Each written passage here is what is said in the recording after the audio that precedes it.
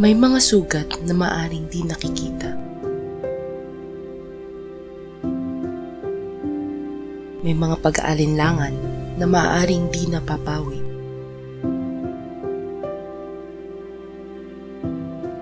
May mga sugat na nananatiling sariwa.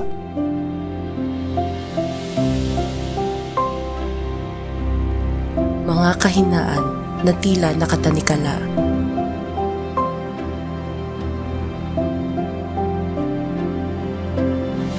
Subalit ang lahat ay pinaghihilom ng tunay na pananampalataya. Upang makapagpatuloy pa ang puso.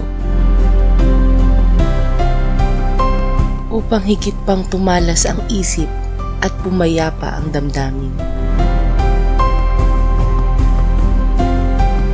At kung mag-iwan man sa buhay natin ng mapait na alaala, magtiwala tayo sa plano ng Ama.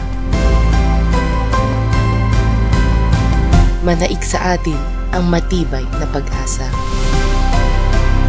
Dahil sa ating kahinaan, mahahayag ang lakas ng Diyos na makapangyarihan sa lahat.